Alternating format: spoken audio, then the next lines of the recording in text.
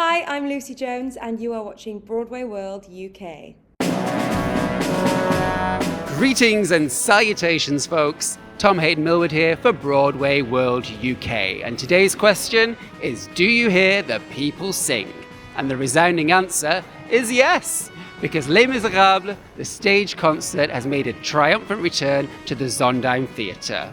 Earlier I caught up with cast member, West End favourite, and all-round lovely lady, Lucie Jones.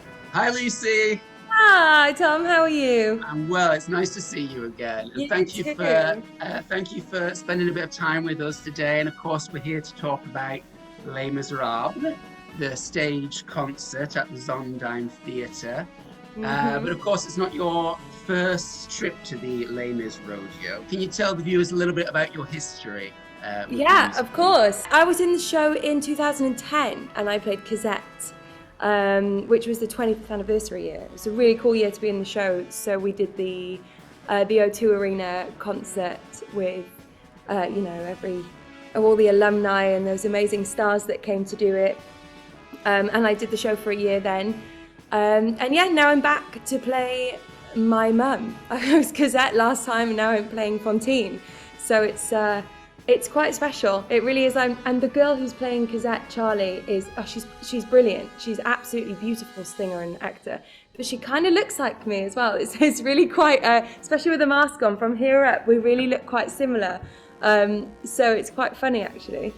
But you're quite a young mum then, aren't you? I'm guessing it's only been 11 years since you were the daughter. Well, Fantine was a young mum, not quite that young. I'm playing a bit older and Charlie's playing a little bit younger, I think. And Cosette was your West End debut, is that right?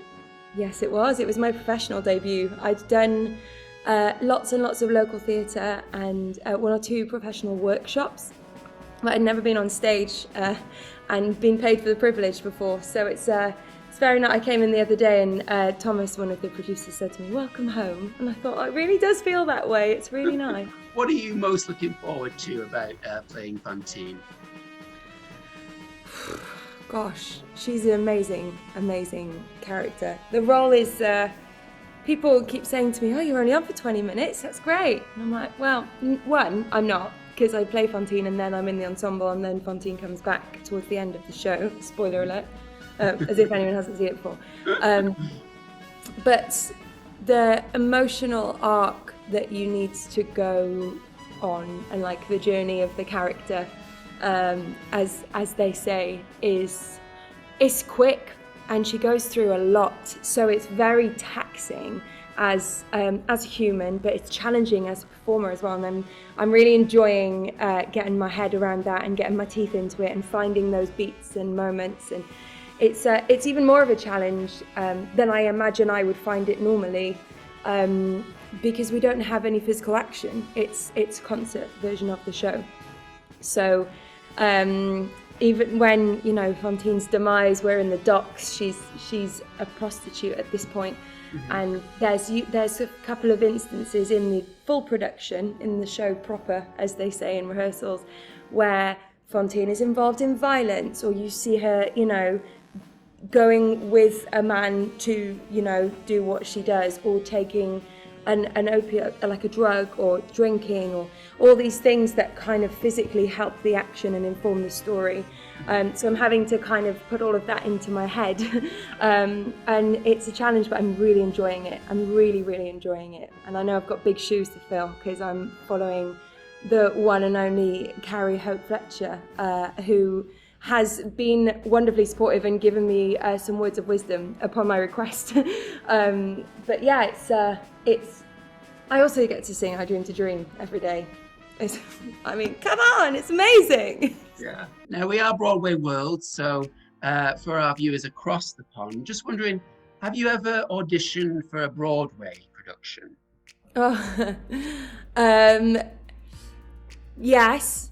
I was contracted to do a show on Broadway, and unfortunately that show, before I managed to get there, closed. So that was a shame.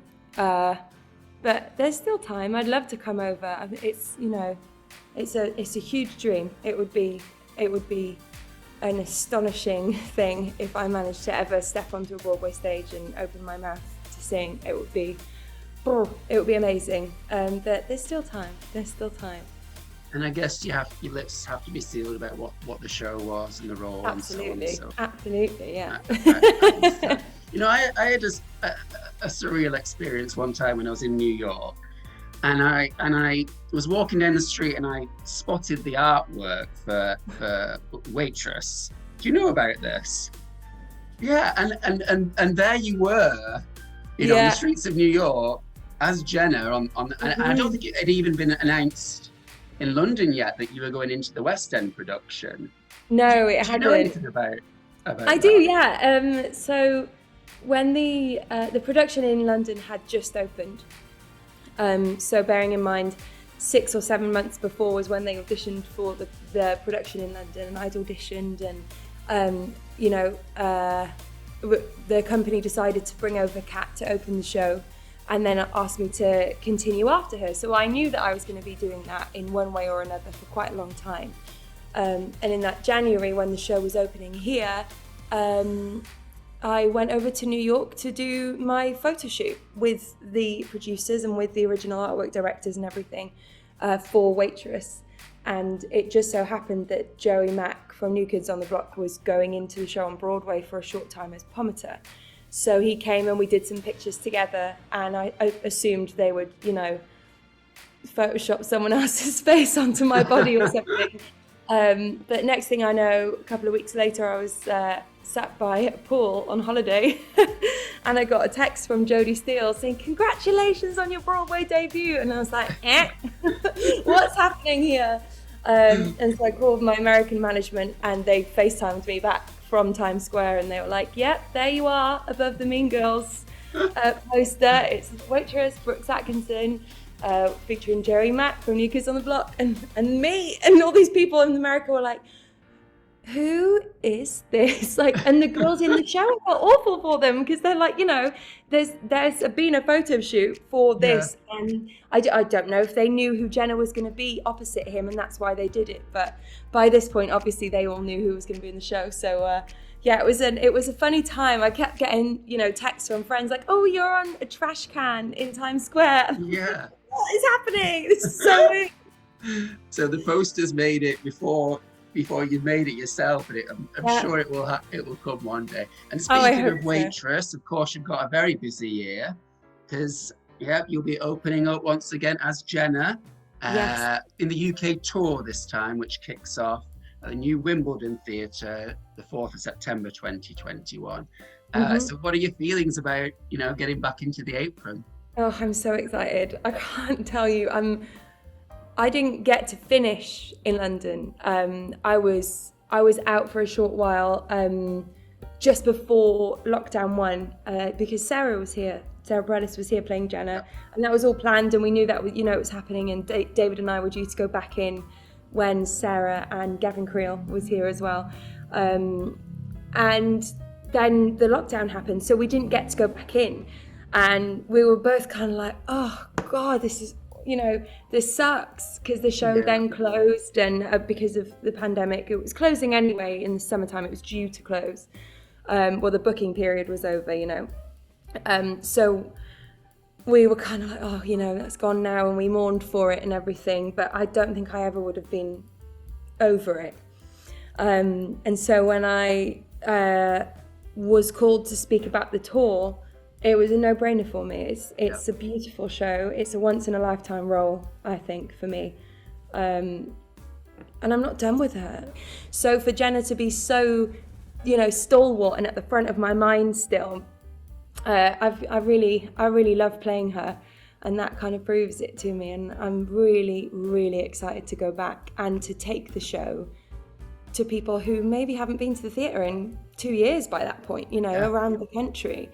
I'm so happy that you're getting a bit of closure with that and going back to the role, at least. And who knows what your next, it might even be Jurassic Park the musical, your next show. I'll play the Tyrannosaurus Rex. We should get on the phone to Steven Spielberg. Yeah, give him a call. You know him, Yeah, right? I'll give him a call straight after this. He's my next Zoom call. Anyway, I just want to wish you all the very best with Les Mis and, of course, with Waitress. And I want to thank you for speaking to me today, Lucy. And yeah, let's both pray that this is it now. We are not going back into lockdown.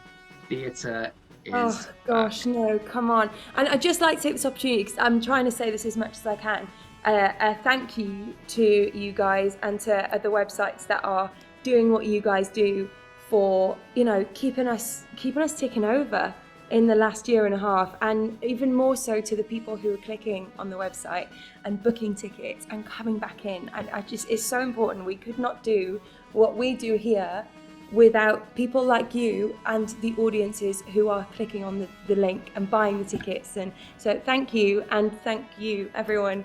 It's amazing to be back, but every single second of every single day I will be thanking my lucky stars that all of you want to come and watch it, because otherwise we couldn't do it. And to be, you know, brave and buy those tickets and come back early is really special. So thank you.